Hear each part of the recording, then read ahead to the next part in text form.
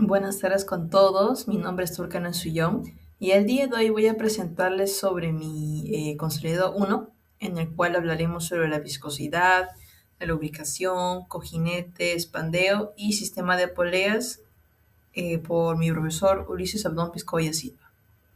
Comenzaremos con nuestro primer problema, el cual nos dice explicar los términos a continuación y generar una exposición en YouTube, lo cual, bueno, estoy haciendo ahorita mismo. Los términos vienen siendo, bueno, viscosidad.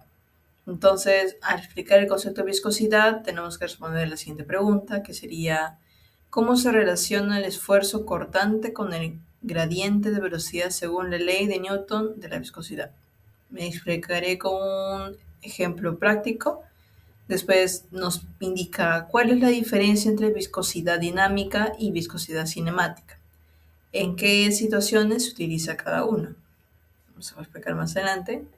También el cómo influye la temperatura en la viscosidad de líquidos y gases, así como qué caracteriza a un fluido no newtoniano a comparación de uno newtoniano. ¿Por qué la viscosidad es importante en el análisis del flujo mediante el número de Reynolds? Entonces empezamos con la viscosidad dinámica y cinemática, pues tenemos esta pequeña fórmula en la que el V es la viscosidad cinemática.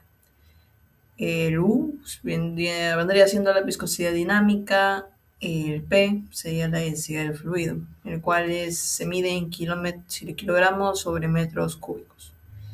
Su uso, en este caso la viscosidad dinámica, es en diseño de lubricación y nuestra viscosidad cinemática en un análisis de flujo.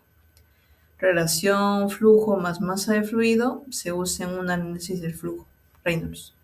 Entonces tenemos que la ley de Newton de la viscosidad nos dice que, bueno, T, que es el esfuerzo cortante, es igual a viscosidad dinámica sobre la gradiente de velocidad.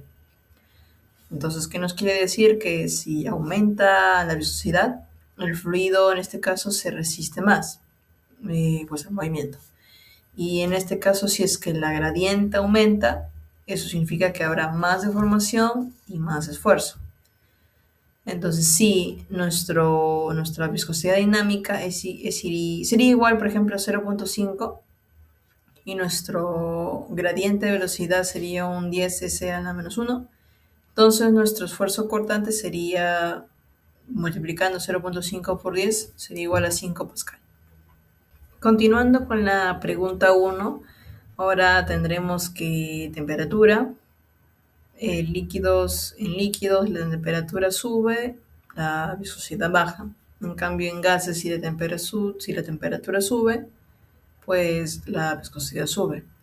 Entonces, fluido newtoniano versus fluido no newtoniano sería, pues, el newtoniano cumple la ecuación lineal, agua-aceite. Y el no newtoniano, viscosidad cambia con esfuerzo, lo que podría ser sangre o pintura. Según el número de Reynolds, Re, que sería el número de Reynolds, que es un valor adimensional, sería igual a la densidad por la velocidad del fluido por un diámetro característico sobre la viscosidad dinámica. Y, por ejemplo, tenemos que el número de Reynolds es menor a 2000, sería un flujo laminar, pero si es mayor a 4000, sería un turbulento.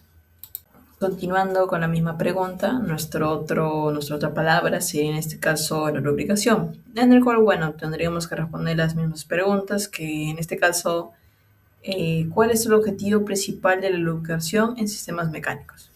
Pues la función de la lubricación en este caso sería reducir la fricción, así como el desgaste y la temperatura en estos sistemas mecánicos. Con respecto a las diferencias entre lubricación hidrodinámica y lubricación límite, pues tenemos que la lubricación hidrodinámica, en el que hay una película completa y no hay contacto. Pero, por ejemplo, en la lubricación límite tenemos un contacto un poco más parcial y el cual genera un mayor desgaste. ¿Qué factores influyen en la formación de una película lubricante efectiva? Tenemos los valores como la viscosidad, que mientras más viscoso hay una mejor separación, pero más resistencia. La velocidad, por ejemplo, a mayor velocidad se forma mejor la película. Otro factor sería como la carga, que a más carga puede romperse la película. Y finalmente la rugosidad, ya que en superficies rugosas suele haber más contacto, por lo que suele, al final de cuentas, es una peor lubricación. Prosiguiendo con la pregunta 4, ¿cuál es el papel de la ecuación de Reynolds en el análisis de la lubricación? Tenemos esta pequeña fórmula que podemos ver en pantalla, en donde algunos de los valores o algunas variables que tenemos serían H. ¿Qué es H? Pues es el espesor de la película. P, que ya venimos viendo, es la presión del fluido, nuestro U, que sería viscosidad, y nuestro U mayúscula, velocidad, en el cual se describe cómo se genera presión en el lubricante, el cual permite que el eje pues resbale más. 5. ¿Qué consecuencias puede tener una lubricación inadecuada en una máquina? Si, por ejemplo, nuestra viscosidad aumenta, la presión aumenta, hay un mejor soporte. En cambio, si el H, que sería el espesor de la película, disminuye, hay un riesgo de contacto.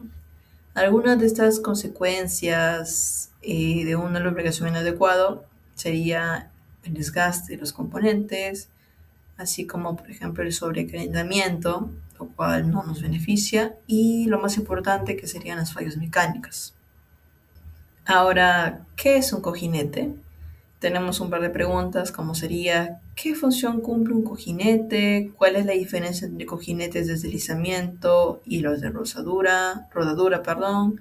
¿En qué tipo de aplicaciones se refieren los de desplazamiento y por qué? ¿Cómo influye la lubricación en el rendimiento y vida útil de un cojinete? Y bueno, la última pregunta que sería, ¿qué tipos de cargas pueden soportar los cojinetes y cómo se clasifican según estas? Comenzando con la primera pregunta, ¿qué función cumple un cojinete dentro de un sistema mecánico? Pues, en resumidas cuentas, su función principal es permitir movimiento y soportar cargas reduciendo la fricción. Ahora, ¿cuál es la diferencia entre cojinetes de deslizamiento y cojinetes de rodadura? Pues los de deslizamiento llegan a trabajar con una película de lubricante entre superficies en contacto, mientras que los de rodadura usan elementos como bolas, rodillos para reducir esta fricción, logrando un movimiento más eficiente. Entonces, ¿en qué tipo de aplicaciones se prefieren los cojinetes de deslizamiento y por qué? Se prefieren en aplicaciones donde existen altas cargas, altas velocidades o, en este caso, un funcionamiento continuo, como en turbinas o ya sean motores. Esto se debe a que pueden soportar grandes esfuerzos y con una buena lubricación presentan un menor desgaste y una mayor durabilidad. Número 4. ¿Cómo influye la lubricación en el rendimiento y la vida útil de un cojinete? La lubricación, como ya hemos venido diciendo, influye directamente en el rendimiento del cojinete, ya que esta lubricación permite un contacto directo entre superficies, reduce la fricción de estos mismos, disipa el calor y protege contra el desgaste. Una lubricación inadecuada puede provocar sobrecalentamiento, daño superficial y una falla prematura del componente. ¿Qué tipos de cargas pueden soportar los cojinetes y cómo se clasifican según estas? Los cojinetes por ende, se dividen en cargas radiales, que son perpendiculares al eje, unas cargas axiales, que son paralelas al eje, y unas cargas combinadas, el cual en resumidas cuentas es una combinación de las radiales y las axiales. Ahora procedemos con nuestro problema número 2, el cual empieza por qué se entiende por elemento esbelto en una ingeniería estructural. Pues un elemento esbelto es aquel cuya su longitud es más grande en comparación con su sección transversal, lo que lo hace propenso a fallar por inestabilidad, lo que lo conocemos como pandeo, antes de alcanzar su resistencia máxima por compresión. ¿Cómo se define la relación de esbeltez y qué parámetros intervienen?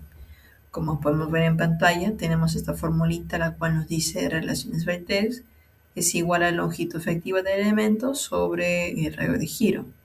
También tenemos a su costado una fórmula pues, parecida en la cual nos dice que el radio de giro es igual a la raíz de I sobre A.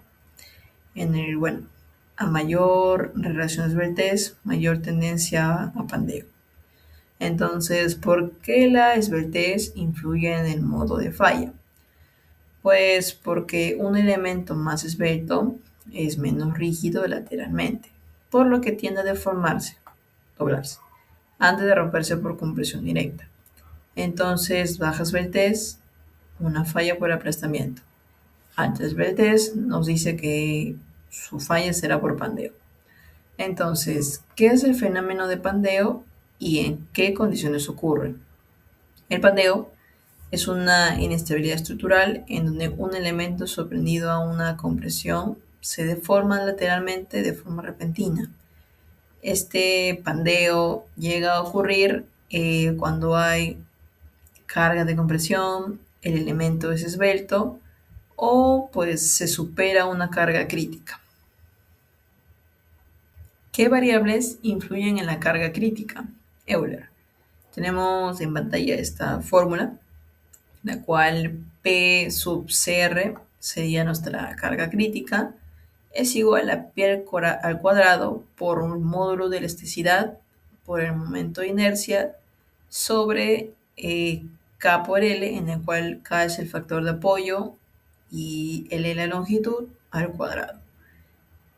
¿Cómo afectan las condiciones de apoyo?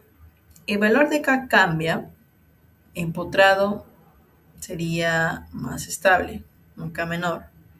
Articulado sería intermedio y empotrado, la combinación sino libre, es menos estable, un K mayor. Entonces, mayor K, menor carga crítica y más fácil el pandearse. 7. ¿Por qué falla antes de su resistencia máxima? Porque el pandeo depende de la geometría y estabilidad, no solo del material. Entonces el elemento se deforma antes de que el material se rompa.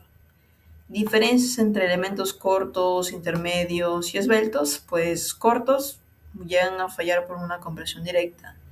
Los intermedios es una combinación de compresión y pandeo y los esbeltos pues la fallan más frecuentemente por el pandeo. Entonces, ¿qué papel juega el momento de inercia?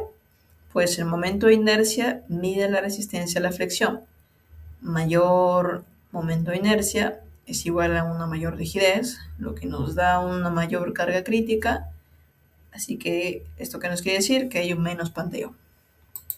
Ahora continuamos.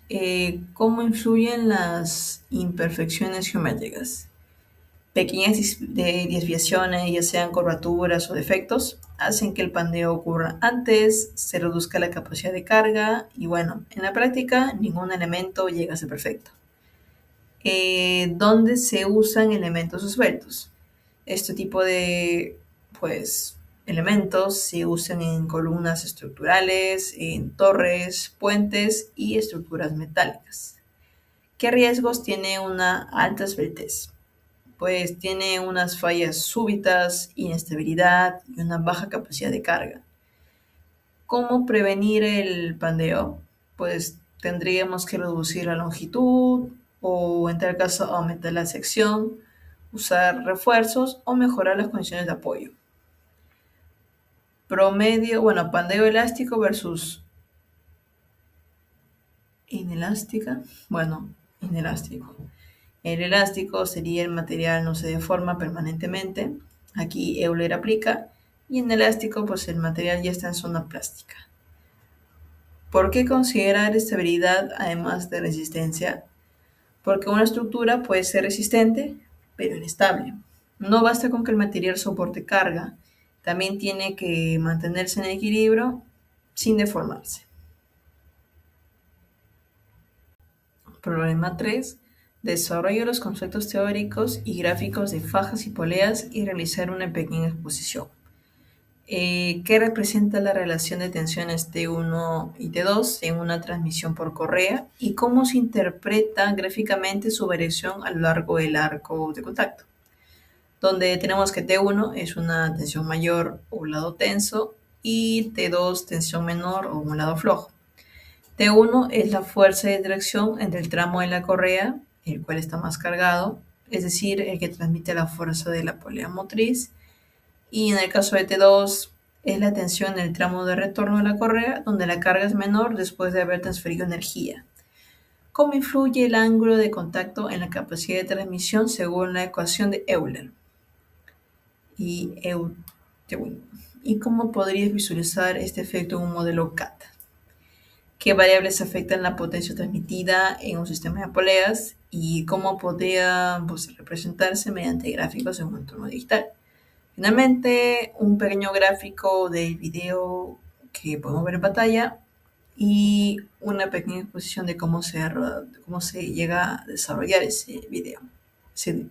Entonces, la relación de tensiones T1 y T2 sería T1 sobre T2 es igual a Euler elevado a un coeficiente de fricción, el cual este mismo está elevado a un ángulo de contacto en radianes.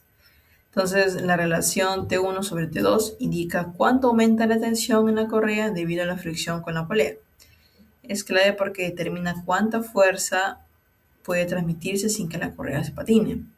Si T1 y T2 es alto, hay una mayor capacidad de transmisión, pero si es bajo, hay un riesgo de deslizamiento.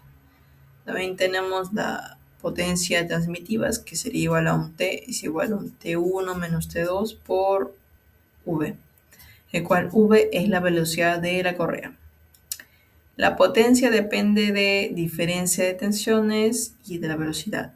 Entonces, si T1 es muy cerca de T2, no se transmite potencia. Y si esta potencia se aumenta la diferencia, hay una mayor potencia entre estos.